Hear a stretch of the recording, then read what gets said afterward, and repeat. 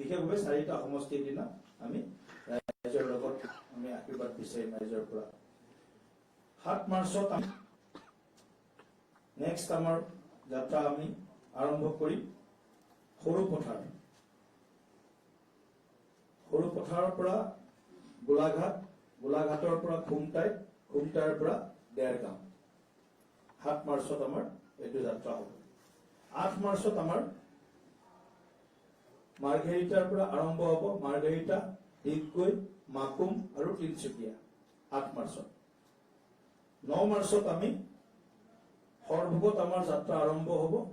সৰভোগ, বজালী, টিহু, নলবাৰী, ৰঙিয়াত আমাৰ যাত্ৰা শেষ হ'ব। এতিয়ালৈকে আমি 9 মাৰ্চলৈ ঠিক কৰিছো। 10 তাৰিখেও আমাৰ কাৰ্যসূচী প্ৰায় চূড়ান্ত হৈছে, কিন্তু অকমান এটা সৰু বিষয় থকাৰ কাৰণে আমি 10 মাৰ্চৰ কাৰ্যসূচীটো আৰু অকমান আলোচনা কৰি আপোনালোকক অৱগত কৰিম। আপোনালোকে সকলোৱে গম পাইছে যে আমাৰ প্ৰধানমন্ত্ৰী ডাঙৰীয়া 13 আৰু 14 মাৰ্চত পুনৰ অসমলৈ আহিব। 13 তাৰিখে তেখেতে কোকৰাঝাৰত কাৰ্যক্ৰমত উপস্থিত থাকিব। 14 তাৰিখে তেখেত কাছাৰ শিলচৰত তেখেতে কাৰ্যক্ৰমত উপস্থিত থাকিব। আৰু 13 তাৰিখে তেখেতৰ কাৰ্যসূচী এটা গুৱাহাটীটো ইন হল প্ৰগ্ৰেম এটা তেখেতৰ গুৱাহাটীটো প্ৰগ্ৰেম এটা আমি ৰখাৰ কথা প্ৰায় চূড়ান্ত কৰা হৈছে। তাৰ লগে লগে আমাৰ এটা ডাঙৰ বৃহৎ এটা যুৱ সমাৰোহ আমি 15 বা 16 মাৰ্চত 15 মাৰ্চতে প্ৰায় ঠিক হৈছে। 1 লাখ যুৱকৰ এটা বিশাল আমি সন্মিলন সমাৰোহ আমি গুৱাহাটীত আয়োজন কৰিবলৈ গৈ আছো। কাৰণ গোটেই অসমত আমি চালো 29 বছৰৰ তলত প্ৰায় 66 লাখ ভোটাৰ আছে। 20ৰ পৰা 29 বছৰ আৰু 18ৰ পৰা 19 বছৰ প্ৰথমবাৰ ভোট দিয়া ভোটাৰৰ সংখ্যা 5,75,000। গতিকে 66 লাখ আৰু যদি 6 লাখ আমি যোগ কৰো প্ৰায় 72 লাখ 29 বছৰৰ তলৰ ভোটাৰ আছে অসমত। 2,49 লাখ প্ৰায় 33,000 যি আমাৰ ভোটাৰ আছে তাৰ ভিতৰত।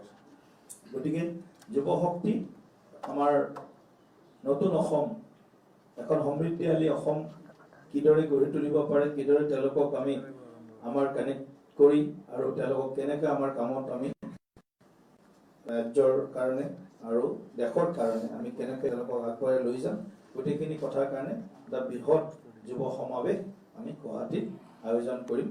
গতিকে এইখিনি আমাৰ সামগ্ৰিকভাৱে যাত্ৰা সন্দৰ্ভত আমাৰ যি পৰিকল্পনা সেইটো আপোনাৰ অৱগত কৰিছোঁ। এই যাত্ৰাটো নিশ্চিতভাৱে আপোনালোকে গম পাব যে আমাৰ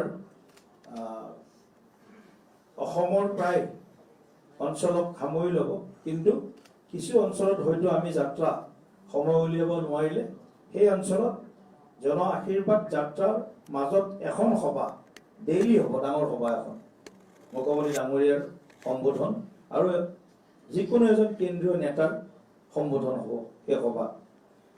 আৰু যিখিনি অঞ্চলত যাত্ৰা যাব হয়তো সম্ভৱপৰ নহ'ব সেইবিলাক অঞ্চল, কিছুমান অঞ্চলত আমি জন আশীৰ্বাদ সভাৰ আমি আয়োজন কৰিম। গতিকে এইখিনি আজিৰ বিষয় আছিলে। গতিকে অশোক সিংহল ডাঙৰীয়া যাত্ৰা প্ৰমুখ, তেখেতৰ একাষাৰ তেখেতক যাত্ৰা সন্দৰ্ভত বিষয় ৰাখিবৰ কাৰণে মই অনুৰোধ জনাইছোঁ।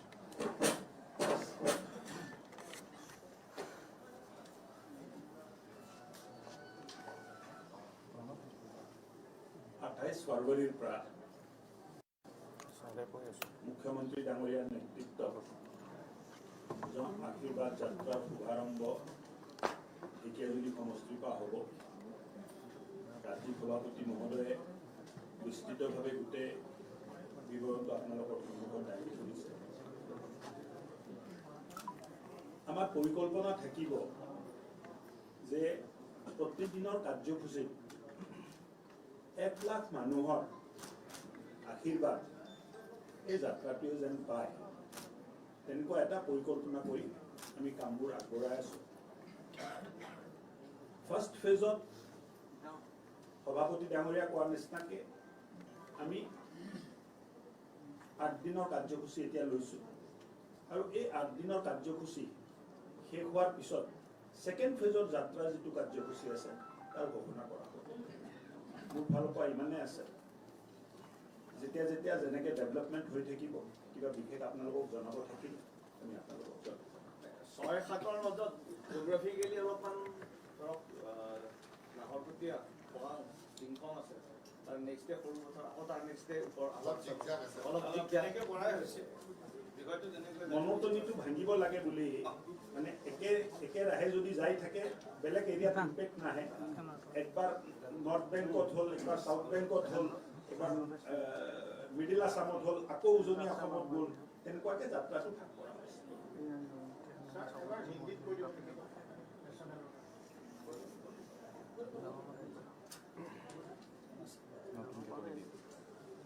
भारतीय जनता पार्टी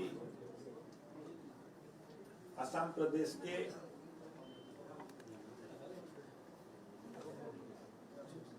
सौजन्य से एक जन आशीर्वाद यात्रा 28 फरवरी को मुख्यमंत्री जी के नेतृत्व में शुरू होगी और असम का प्रसिद्ध देवालय गुप्तेश्वर देवालय में मुख्यमंत्री महोदय, राज्य सभापति महोदय और दल के वरिष्ठ नेता वहां पूजा कर आशीर्वाद लेकर के इस यात्रा की शुरुआत करेंगे। पहली यात्रा ढेकियाजुली विधानसभा, गौरसोला विधानसभा, तेजपुर विधानसभा, नौद्वार विधानसभा और रंगापारा विधानसभा को कवर करेगी और ये 8 दिन का अलग अलग विधानसभाओं का कार्यक्रम भी सभापति जी ने आप सबके सम्मुख रखा है। विस्तृत जानकारी कुछ ही घंटों में हम आपको उपलब्ध कराएंगे। हमारा उद्देश्य रहेगा कि जन आशीर्वाद यात्रा के माध्यम से 1 लाख लोगों का आशीर्वाद प्रतिदिन इस यात्रा को मिले, मुख्यमंत्री जी को मिले, ऐसी परिकल्पना करके, ऐसी योजना बना करके हम यात्रा को शुरू कर रहे हैं। इस यात्रा में माइनॉरिटी एरिया शामिल होंगे कि नहीं? आपको हमने बताया है, जो रूट हमने आपको दिया है उसमें माइनॉरिटी मेजॉरिटी सभी लोग रहते हैं। ठीक है सर। ঠিক আছে আজি ভূপেন্দ্ৰ আপুনি আপোনাৰ বিজেপি যোগদান কৰিছে ৰাজেশ যোশী আৰু অনুপ শইকীয়া দুগৰাকী SRT SCERT কানেক্টেড জড়িত আছে।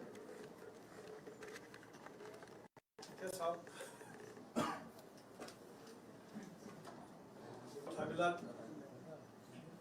আপোনালোকেও জানে ভালকৈ আৰু অলপ মছলা অলপ বেছি পাবৰ কাৰণে প্ৰশ্নটো সুধিছে। আচল কথাটো হ'ল যে আজি যিসকলে জইন কৰিছে কোনো অভিযুক্ত বুলি কাৰো এগেইনষ্টত চাৰ্জশ্বিট হোৱা নাই। যদি চাৰ্জশ্বিটেড হ'লহেঁতেন তেতিয়াহ'লে বিষয়টো বেলেগ ধৰণে চিন্তা কৰিলোহেঁতেন। চাৰ্জশ্বিটেড হোৱা নাই, আমিও এনেকুৱা খবৰ আগতে শুনিছিলোঁ। গতিকে কংগ্ৰেছ দলত এইবিলাক কৰিলে বহুত এৱাৰ্ডো পাই আছিলে, ৰিৱাৰ্ডো পাই আছিলে। বিজেপিত কোনোবা যদি এনেকুৱা ধৰণৰ কৰিব খোজে, এৱাৰ্ড ৰিৱাৰ্ডটো নাপায়, বিজেপিত তেওঁলোকৰ স্থানো লাহে লাহে নাইকিয়া হ'ব। কোনোবাই যদি এনেকুৱা আৰু বিজেপিত অহাৰ পিছত কোনোবাই কিবা এনেকুৱা মনত ভাবে। বিজেপি পাৰ্টি তালিকাৰ প্ৰথমখন কেতিয়া প্ৰকাশ পাব? মই কালিও কৈছোঁ কথাটো যে আমাৰ এটা বিশিষ্ট আমাৰ পদ্ধতি আছে। ষ্টেট ইলেকশ্যন কমিটিৰ মিটিং হ'ব। সেই মিটিঙত আমি এটা পেনেল প্ৰস্তুত কৰিম আৰু সেই পেনেল আমি ৰাষ্ট্ৰীয় যি নিৰ্বাচন সমিতি আছে, ৰাষ্ট্ৰীয় নিৰ্বাচন সমিতিলৈ প্ৰেৰণ কৰিম। ৰাষ্ট্ৰীয় নিৰ্বাচন সমিতি বা পাৰ্লিয়ামেণ্টাৰী বোৰ্ডৰ সভাত প্ৰাৰ্থী যিটো চয়ন, সেই চয়নটো চূড়ান্ত হয় আৰু তাৰ পৰা ৰাষ্ট্ৰীয় সমিতিয়ে দিল্লীৰ পৰাই দলৰ বিধানসভা বা লোকসভাৰ বা ৰাজ্যসভাৰ প্ৰাৰ্থী তাৰ পৰাই ঘোষণা কৰে। এইটো আমাৰ দলৰ পৰম্পৰা। এটা বস্তু এটা বিষয় ভূপেন বৰা যোগদানক ৰদ্দ কৰি কংগ্ৰেছ দলে সামাজিক মাধ্যমত যথেষ্ট দিন এইকেইদিন তালিকা প্ৰকাশ কৰিছে যে কোনসকল ব্যক্তি কংগ্ৰেছৰ পৰা আহি বিজেপিত যোগদান কৰিছে বা এনেকুৱা বিষয়টো লৈ। এই ক্ষেত্ৰত আপুনি কি কয়? মানে এই যি ধৰণৰ প্ৰচাৰ, তেওঁলোকৰ কংগ্ৰেছৰ অপপ্ৰচাৰত কি ধৰণে আপোনালোকে প্ৰতিৰোধৰ ব্যৱস্থা লৈছে? কংগ্ৰেছে আমাৰ বিৰুদ্ধে অপপ্ৰচাৰ কৰিব লগা তেনেকুৱাটো তেওঁলোকৰ হাতত শক্তি সামৰ্থ্য লাহে লাহে নাইকিয়া হৈছে আৰু ৰাইজে বিশ্বাস নকৰে বিজেপিৰ বিৰুদ্ধে কিবা যদি কয়ো ৰাইজে এতিয়া আৰু কংগ্ৰেছক বিশ্বাস নকৰে গতিকে কংগ্ৰেছ দলে বিশ্বাসযোগ্যতা হেৰুৱাইছে অসমৰ খিলঞ্জীয়া থলুৱা প্ৰকৃত ভাৰতীয় মূলৰ ভাৰতীয়ৰ হাতত গতিকে সেইকাৰণে কংগ্ৰেছ দলৰ সমালোচনা ভাৰতীয় জনতা পাৰ্টিৰ বিৰুদ্ধে তেওঁলোকে কিবা চাৰ্জশ্বিটো তেওঁলোকে কেইদিনমান আগত ঘোষণা কৰিছে কিবা চাৰ্জশ্বিট বনাইছে গতিকে এইবিলাক গুমেৰা আনলৈ বুলি হুল পুতি নিজে মৰে ফুটি কংগ্ৰেছে যিমান হুল পুতিছে বিজেপিৰ কাৰণে এইবিলাক কংগ্ৰেছৰ দুষ্কৰ্মৰ এটা এটা অধ্যায় বিজেপিলৈ যি খেল মাৰিব খুজিছে এই খেলবিলাক কংগ্ৰেছৰ দিনৰ ভয়ংকৰ দুৰ্নীতি ভ্ৰষ্টাচাৰ ব্যভিচাৰ দুৰাচাৰ আৰু অসমৰ সকলো ক্ষেত্ৰত স্বাৰ্থক আপোচ কৰা তেওঁলোকৰ এটা এটা কলা অধ্যায় যোৱাকালি বিজেপিৰ এগৰাকী কাৰ্যকৰ্তাই যেতিয়া ৰাজীৱ ভৱন ঘেৰাও কৰিছিলে সেই সময়ত অশ্লীল ইংগিত দিয়া এটা ভিডিঅ' আহিছে কি ক'ব কেনেকৈ এইটো কি অশ্লীল ইংগিত মইতো বুজিবই পৰা নাই কি ইংগিত আছে এইটো কোনোবা বুজি পাইছে ইমান ইংগিত বুজি পোৱা মানুহ কিমান আছে এনেকুৱা ইংগিতবিলাক মোৰ সেইটোৱে প্ৰশ্ন নে শ্লীল আৰু অশ্লীলটো কি আছে এইটো মই নাজানো কিন্তু কোনোবা বুজি পায় এইবিলাক ইংগিত মোৰ সেইটোৱে প্ৰশ্ন কালি কিন্তু যেতিয়া প্ৰতিবাদ সাব্যস্ত কৰিছিল বিজেপিয়ে কংগ্ৰেছৰ কৰ্মীয়ে মানে অভিযোগ কৰিছে যে আচলতে আৰক্ষীৰ ফালৰ তেওঁলোকক আক্ৰমণ কৰা হৈছে আৰক্ষীৰ ওপৰত তেওঁলোকে গোচৰ কৰিছে আৰক্ষীয়ে উত্তৰ দিব আৰক্ষীয়ে ব্যৱহাৰ কৰিছে আৰক্ষীয়ে উত্তৰ দিব আমাৰ কি আছে ঠিক আছে থেংক ইউ আহাৰৰ ব্যৱস্থা আছে